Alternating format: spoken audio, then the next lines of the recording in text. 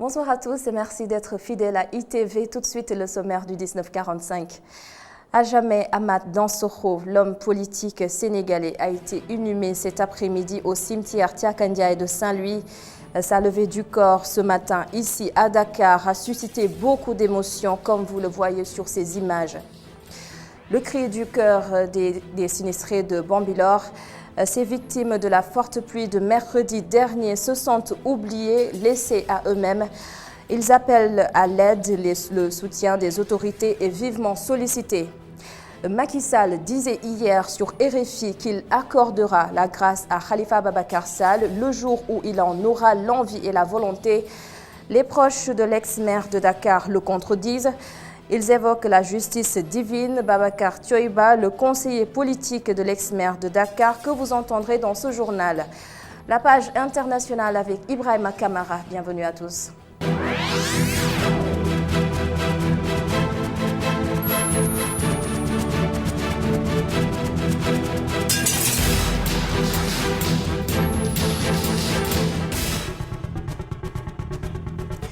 La dépouille de Amath Dansokho, décédé vendredi dernier, est arrivée en début d'après-midi à 15h à Saint-Louis.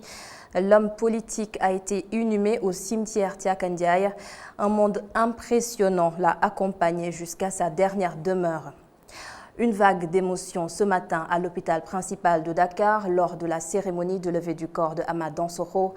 Un moment fort pour sa famille, pour ses amis et pour toutes ces personnes qui l'ont connu et côtoyé.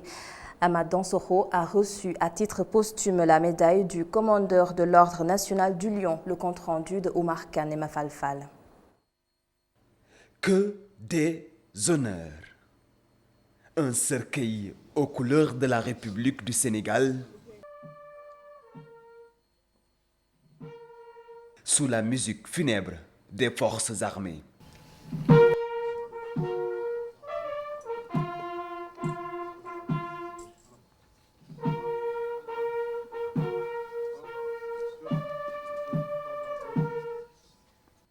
Et la médaille du commandeur dans l'Ordre national du Lion.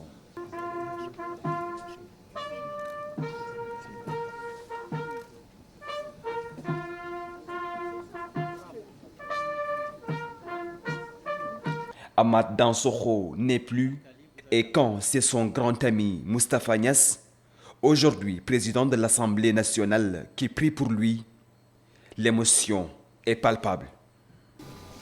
Je le pense sincèrement, je le pense profondément. De nous tous, Amath était le meilleur. Et il restera toujours le meilleur. Que le Seigneur accueille ce grand homme qui est couché ici aujourd'hui. Qu'il l'accueille au paradis. Que Dieu lui donne le cœur d'or qu'il avait. Que Dieu lui donne sa bonté, sa disponibilité, son courage. Que Dieu le rétribue pour tout ça. C'est difficile. Difficile aussi pour le chef de l'État, Macky Sall.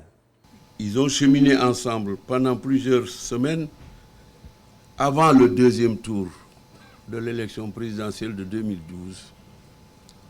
Et Amath a accompagné le président Macky Sall pendant 21 jours, jour et nuit,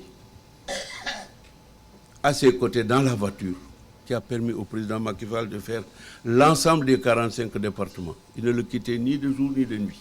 Et je peux ici dire et redire que les deux hommes étaient inséparables, qu'il a perdu un grand ami. Il a perdu un proche. Il a perdu un confident. Et je suis témoin de tous ces liens-là. Originaire de Kédougou, Amath Dansokho a choisi Saint-Louis pour son inhumation, un choix qu'il a fait depuis très longtemps. Saint-Louis, cette ville où Amath Dansokho a demandé à être inhumé depuis bien longtemps. Ce choix est très naturel pour ceux qui ont connu notre père de près et suscite parfois des interrogations chez d'autres. En effet, Amath Dansokho expliquait cela en disant que Saint-Louis a été le berceau de son engagement dans la politique et le lieu où il a vécu ses plus grandes amitiés naissantes.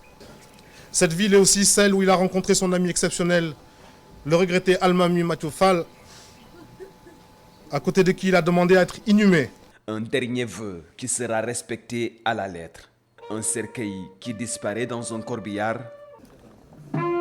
Direction Saint-Louis, où Amath Dansokho repose depuis cet après-midi. Allahu Akbar. Allahu Akbar.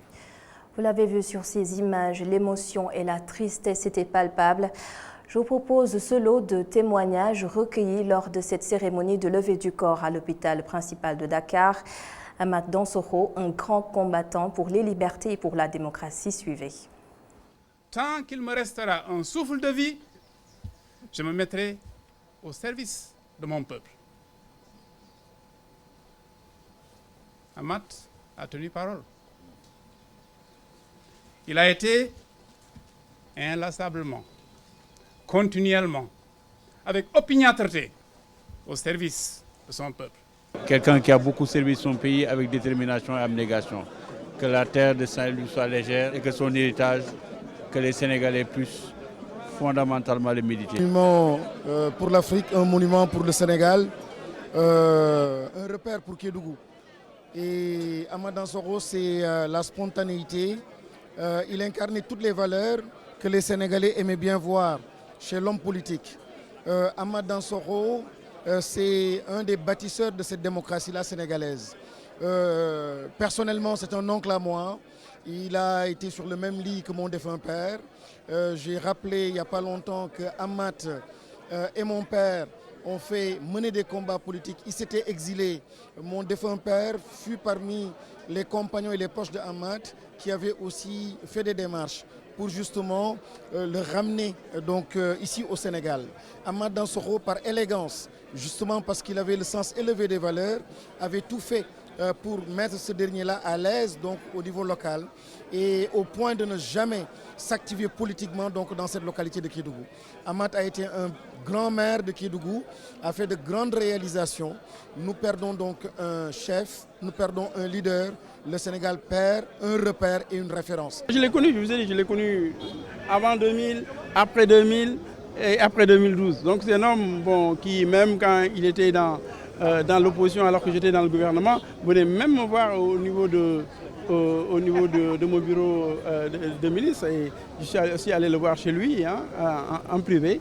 Et donc c'était vraiment un homme colossal, un monument vraiment du Sénégal et de l'Afrique, un monument du savoir, un monument de la connaissance, c'est-à-dire qui savait apprécier les choses, qui savait pardonner aussi, qui oubliait beaucoup de choses et qui allait à l'essentiel. Et nous parlons d'autre chose. Bambilor, les sinistrés de la dernière pluie se sont laissés à eux-mêmes. Ils dénoncent ce qu'ils qualifient de manque d'égard de la part des autorités. Pour éviter d'autres inondations, ces familles demandent à ce que les normes de construction soient revues. Le reportage de Boudal Diati. La pluie a causé d'énormes dégâts à Bambilor. Hormis les 2 morts, d'autres ont failli perdre la vie. C'est vers les coups de 5 heures du matin qu'on a senti la présence de l'eau dans la maison. Heureusement, nous avons pu sortir à temps avant que l'une des chambres ne s'effondre. Nous avons vraiment eu de la chance. Pour ces sinistrés, le gouvernement n'a pas joué franc jeu. Les autorités sont venues ici pour présenter leurs condoléances à la famille de la victime, mais ne sont pas passées pour nous voir. Ce n'est pas normal, on est tous des sinistrés. Pour les habitants de Bambilor, cette situation est causée par la construction de nouveaux ouvrages qui ne respectent pas les normes. AGEROUTE n'a pas bien construit ce pont. Parce que ce pont avait une largeur de 5 mètres environ. AGEROUTE est venue, elle a réduit du moins le pont à 2,50 mètres. Pour combattre les inondations, les populations donnent des solutions. L'élargissement de ce pont et l'ouverture de d'autres ponts qui étaient initialement dans ce village-là, à la hauteur du marché de Bambilor, à la hauteur de Keur Seigne Touba, Mère Awa Ndiouga et autres, pour que l'eau puisse passer correctement. Les sinistrés de Bambilor demandent au gouvernement d'avoir un peu plus de considération à leur endroit, au même moment où la population réclame un bon plan d'assainissement. Boudal Ndiati, merci. Le quartier Barak de Dalifort tutoie le danger tous les jours. L'écart entre les habitations et les lignes à haute tension est limite insignifiant. Notre reporter Matarnger a tenté de comprendre comment est-ce que ces familles parviennent à vivre avec ce danger permanent. Son reportage. Dalifort, quartier Barak. Ici, toutes les maisons sont sous les lignes à haute tension. Saliou Gueye est originaire de Diourbel. Il est réparateur depuis 15 ans. Que je fais ce métier. J'ai fait 5 ans au Cité Soleil. C'est derrière. Avant de venir ici, j'ai travaillé pendant 15 ans dans ce quartier. Son frère habite à quelques pas. Il est locataire. À cause de la cherté du loyer, il a pris le risque de s'installer ici. Si tu as du mal à joindre les deux bouts face à la cherté du loyer, tu n'as d'autre choix que de venir t'installer ici. Avoir une chambre, c'est un chemin de croix, surtout à Dalifort. Pourtant, ils sont tous conscients du danger qui plane au-dessus de leur tête. C'est pas sûr. Si tu n'as pas les moyens, tu n'as d'autre choix que de trouver des endroits pareils pour t'installer. Des fois même, des étincelles nous tombent dessus.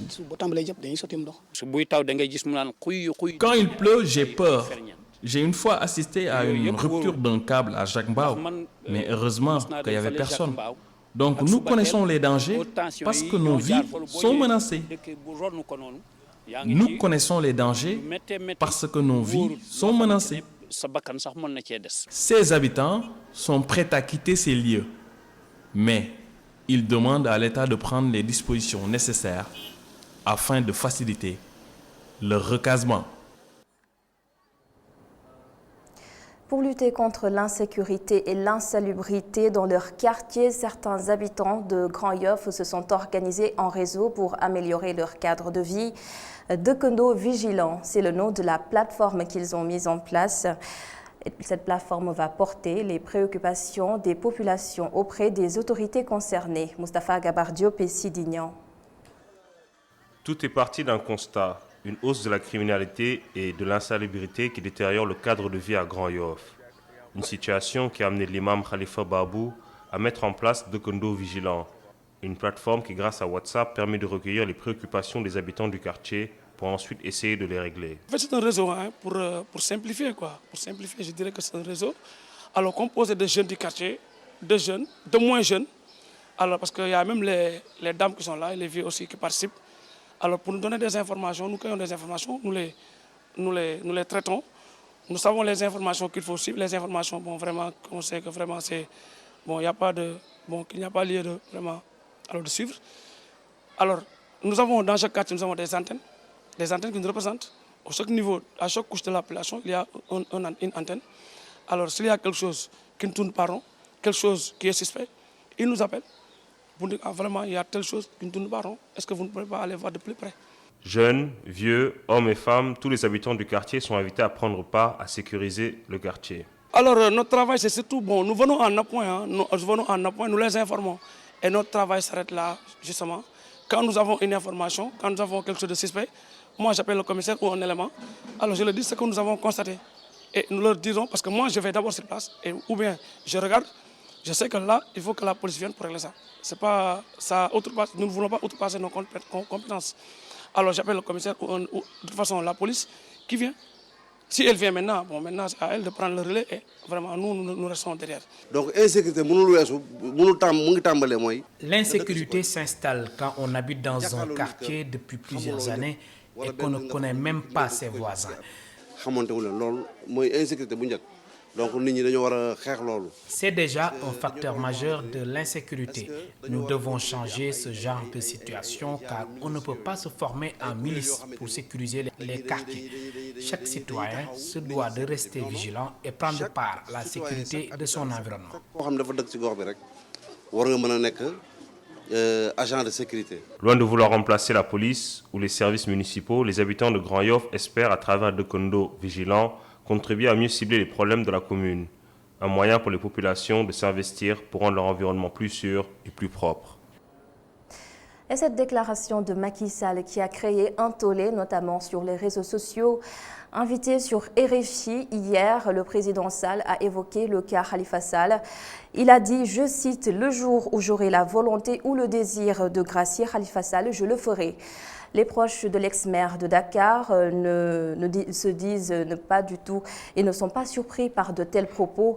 Son conseiller politique Babacar Thioiba affirme que la libération de son leader ne dépend pas de Macky Sall mais de la volonté de Dieu. Babacar Thioiba répond à Matar Nguer et Augustin Mandan. Le président de la République ne peut rien dire ou faire qui peut nous surprendre.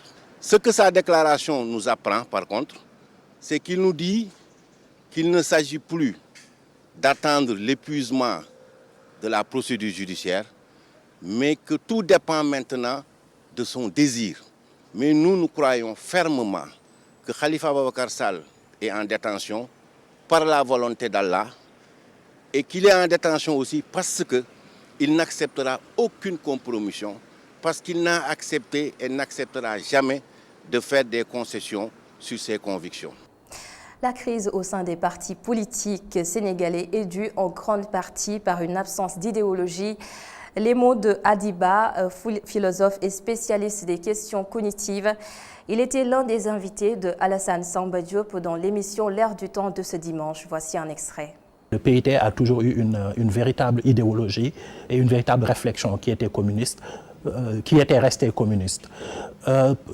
Donc, depuis les années 90, les gens n'ont plus d'idéologie. Quand on n'a pas d'idéologie, qu'est-ce qui reste? Il y a l'ambition. Donc, les gens font de la politique par ambition personnelle. Par exemple, on peut avoir un président qui va être libéral et qui va mener des grands travaux qui sont d'inspiration non libérale, par exemple, parce que l'idéologie n'a strictement aucune importance. Donc, s'il ne reste que des ambitions personnelles, à chaque fois que l'ambition ne peut pas être satisfaite, la personne porteuse de cette ambition-là va aller là où elle peut être satisfaite. C'est ce qui va donner la transhumance. La SDE poursuit son combat dans l'affaire du contrat d'affermage attribué à l'entreprise française Suez.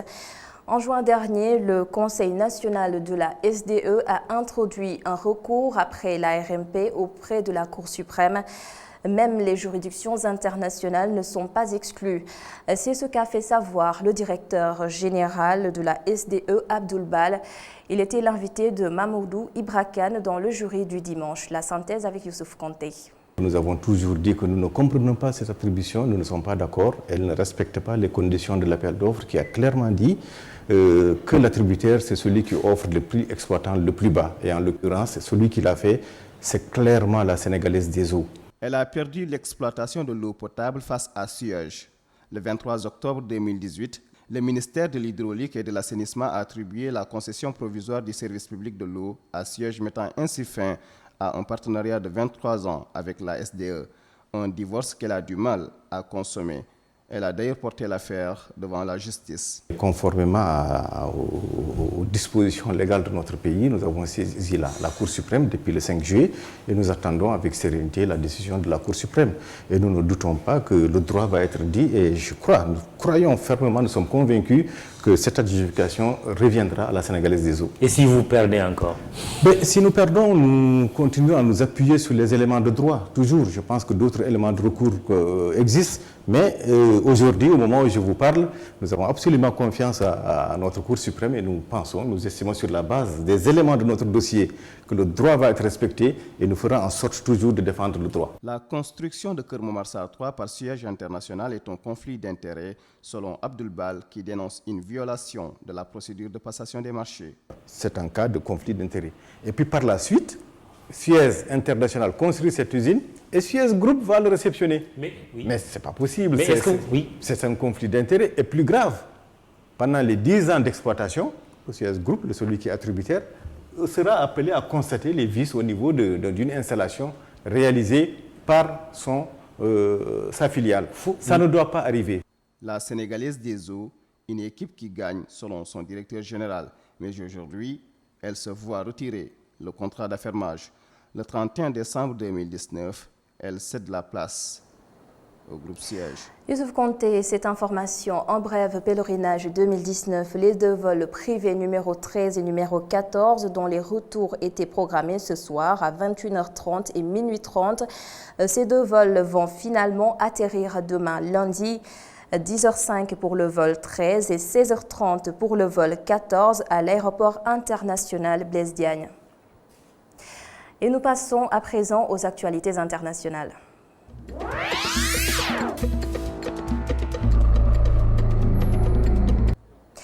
La page internationale marquée par le sommet du G7 à Biarritz en France. Au menu, la visite surprise du ministre iranien des Affaires étrangères et le secours à la forêt amazonienne. Le récit de Ibrahima Kamara. L'avion du ministre iranien des Affaires étrangères, Mohamed Javad Zarif, s'est posé ce dimanche après-midi à Biarritz. Une visite coup de théâtre qui vient bousculer le sommet du G7. Selon Téhéran, le ministre s'est rendu sur place pour continuer de discuter avec la partie française des moyens de sortir de la crise sur le nucléaire iranien.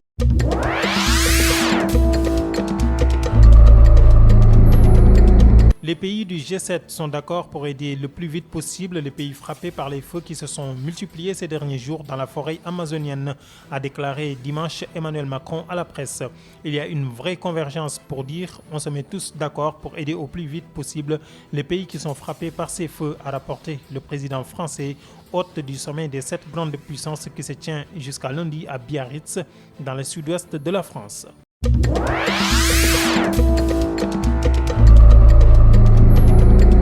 Alors que la situation est au point mort, de très nombreux réfugiés Rohingyas ont commémoré dimanche au Bangladesh les 2 ans de leur exil de Birmanie. Environ 200 000 membres de l'ethnie musulmane des Rohingyas ont manifesté dimanche 25 août dans un camp de réfugiés au Bangladesh pour commémorer le 2e anniversaire de leur exil de Birmanie.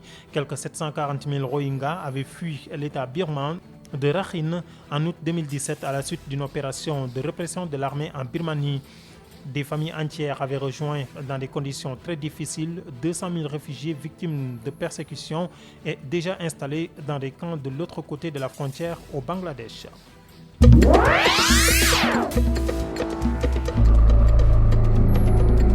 C'était le round-up international signé Ibrahima Kamara. Nous passons au reportage du jour. Le quartier Rebeuss dépourvu d'infrastructures sportives.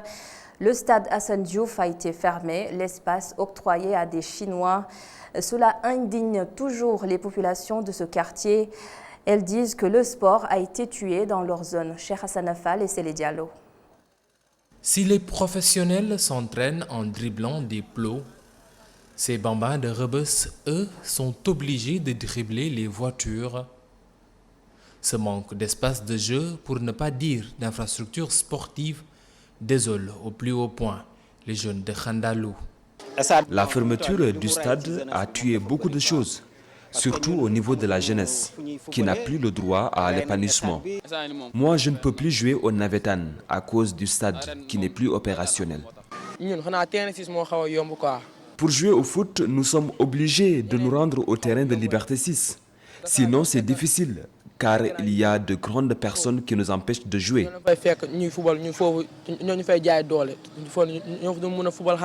Forcément, les conséquences sont immédiates. Nous sommes obligés de déambuler dans le quartier, car c'est difficile pour aller réserver un terrain tôt le matin, pour au finish y jouer vers 14 h. Les ASC de la zone ont presque tous disparu à cause du stade. La zone 1 n'organise même pas de navetan cette année. Nous sommes obligés de transformer les rues en terrain de jeu.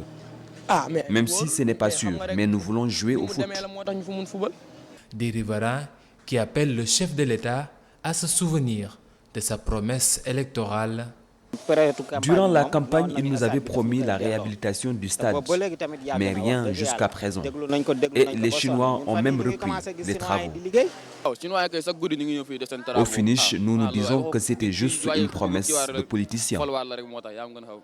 Pendant ce temps-là, sur place, les ouvriers du projet immobilier Kausara continuent leur travail aux grandes dents de ces petits férus du ballon rond. Cheikh Hassan Fall, c'est la fin de ce journal. Merci à la régie, merci également à vous de l'avoir suivi. À 22h30, d'autres infos avec Baba Ndiaye.